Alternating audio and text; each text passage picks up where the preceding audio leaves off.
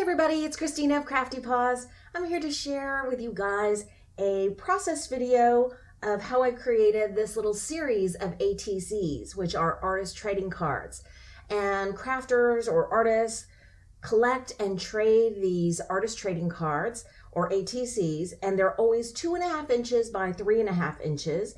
And they usually include some information on the back. I've got my little labels on them, my CraftyPaws labels, and it has the title of the ATC, my name, my birth date, and a little description of some things that I used in creating the ATC. This is actually called Where Should Alice Go 1, and then this is 2, and this is 3. And to create these ATCs, I used some products that are all available at Topflight Stamps, where I'm a design team member. This stamp is by Caramel Studios, and it's called Alice's Adventures in Wonderland. And I just love these images. I also use the sentiment here in the middle. I also use this Caramel Studios stamp set, which I've used before. I love this. It's funny because it wouldn't have been a stamp set that I would pick for myself, but it was part of my design team package, and I am absolutely in love with it. This is called Follow Your Heart, and it has these great kind of grungy, vintagey hearts, some squiggles, and I absolutely love that. I also use the sentiment here, which says follow your heart, but take your brain with you, which I thought was perfect for this little image of Alice. For the backgrounds, I use some really fun pigment powders. They're called infusions, and they're by Paper Artsy, and I had these 3 colors. So for these backgrounds, I actually use the limoncello, the sage, and then I mixed it also with some Ken Oliver Colorburst. So without further ado, let me share with you guys the process of how I created these. So first I stamped out Alice onto a little scrap of Copic friendly paper. This is Georgia Pacific premium cardstock that I pick up at Walmart, really inexpensive. And I just stamped it out using Memento Tuxedo black ink, and now I'm coloring up the skin. And I'm gonna keep her fairly pale, but I thought it'd be fun to play with some blue violets. So I'm using this BV 000 for the shadowed areas. And you think it looks a little zombie-ish, but when you go over top with another skin tone, it really brings out a realistic kind of shadow to skin coloring. So I'm topping that off with an E21, and then I'm blending back in the lightest areas with an E50. I'm going back in again now with an E51 to just kind of connect the E21 with an E50 and give it a realistic, smooth look. For her blush, I'm using R20, and then to blend in the edges, I'm using an E50 again, just to blend the edges of the blush areas back to her skin. I'm also going over top now with an E21 to kind of get in the shadowed areas again, because they seem to have gotten a little lighter with the coating above on top of them of the lighter E colors. For her lips, I'm doing an R14. And then for her dress, I'm starting off with the base color, just a really pale blue. This is a B01. I'm just coloring all the areas of her dress that I think should be a blue color, traditional Alice color.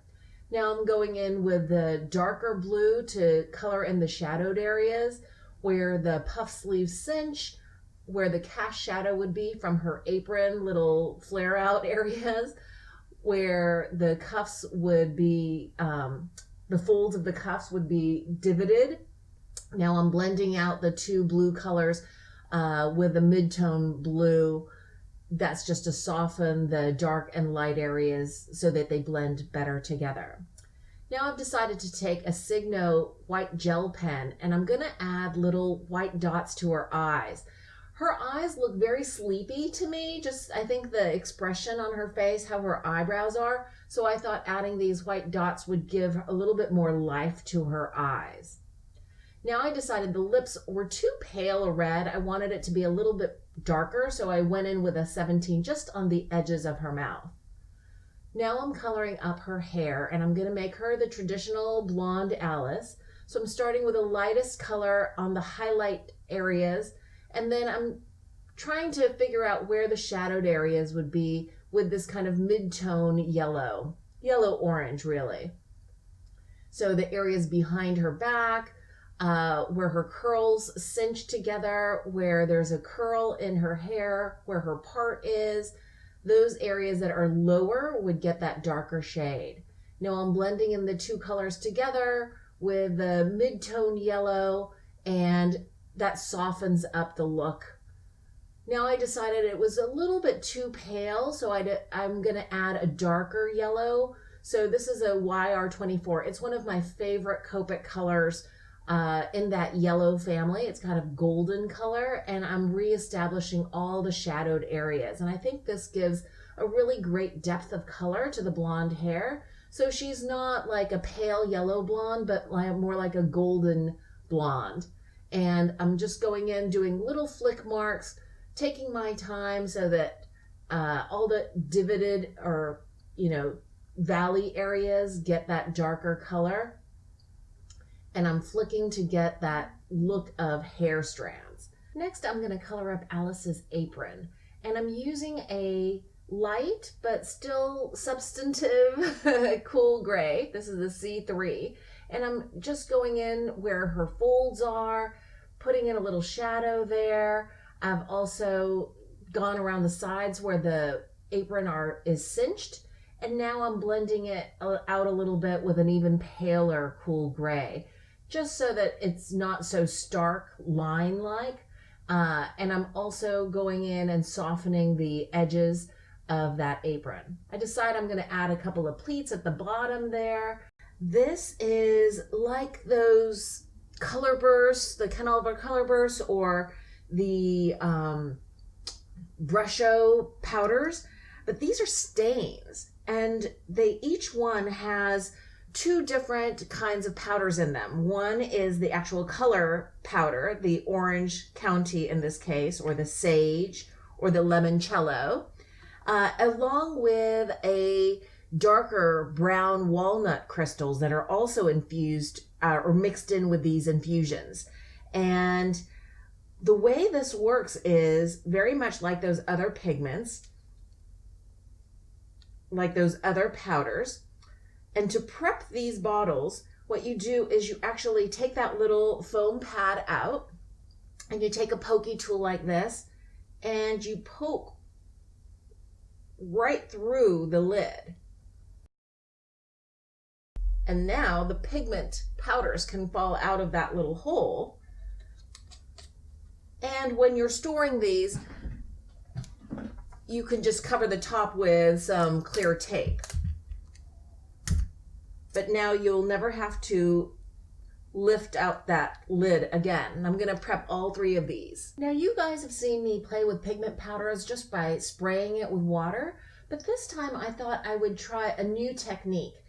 I have a little bottle of water there, or a jar of water, but now I'm using matte medium. And I've seen some people use glaze medium, but I didn't have that on hand. So I'm spreading out some matte medium onto watercolor paper, and then I sprinkled on just a little bit, just a tiny bit of that limoncello. Now I'm washing out my brush, and you can see there that there's some brown pigments left on that.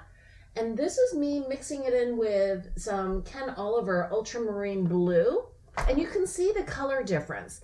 The Ken Oliver colors are really very bright, and the infusions by Paper Artsy have that wood grain look. Those crystals include that walnut pigment powder, and I love that look. If you guys are into grunge or vintage looks, these powders are for you. It is phenomenal. As you blend in more and more with that matte medium, the brown pigments get activated a little bit slower than the color pigment powders, so it becomes more and more wood grain like.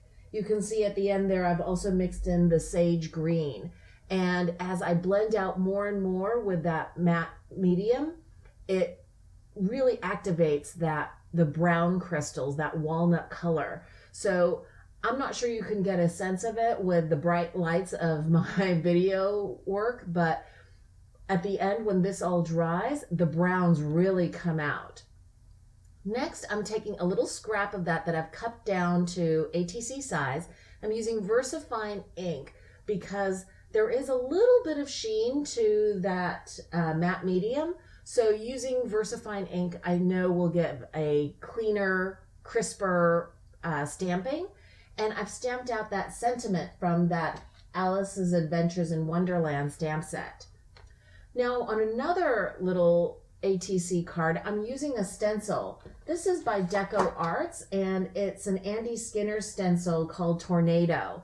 And I'm taking some Brilliance white pigment ink and a little finger dauber, and I'm using the finger dauber to get into those nooks and crannies of this stencil because I really wanted the swirly look for this ATC.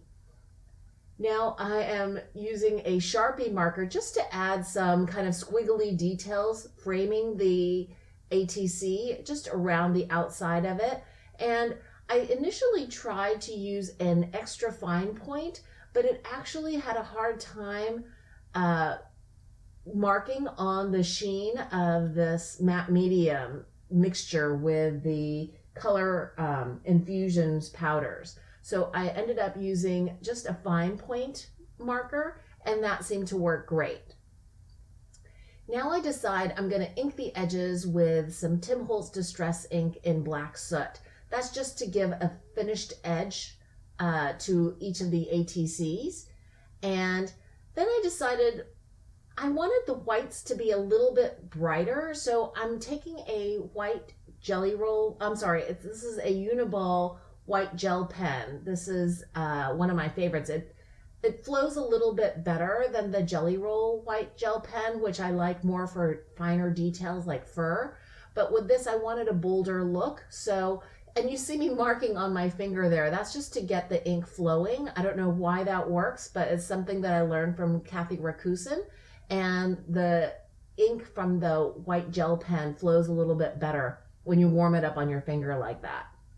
Now I've taken the bunny rabbit from the Alice stamp set and I've put double-sided foam adhesive on it to put on that ATC. Now I've taken another little scrap of this watercolor paper and I stamped out some hearts. This is from the Follow Your Heart stamp set, and I've stamped that out a few times, and now I'm fussy cutting around it and then inking the edges with a Sharpie marker. This is just to add some interest behind the Alice on that ATC. And I like this kind of artsy, grungy look. And I like the colors that have come through on these little scraps of watercolor paper. Now I'm taking the sentiment and stamping that out in the upper right-hand corner. This takes a couple of stampings to get a clean impression. And as you can see, off camera, I did that same squiggly marking up with my Sharpie marker, and now I'm just gluing into place these little hearts, and that's just for the background for the Alice ATC. And I'm going to put some double-sided foam adhesive on the back side of Alice here as well, and she's going to go into the lower left corner of this ATC. Just removing the release paper from the double-sided foam dots, and then there she goes right into place. I hope you've enjoyed this process video. I know I didn't show you every single part of this, but I think you guys get the idea. It's so much fun playing with these stamps, these pigment powders. I hope you guys will give it a try. Check out Topflight stamps. If you enjoyed this process video, please give it a thumbs up. Thanks so much for watching. I hope you guys are having an awesome crafty day.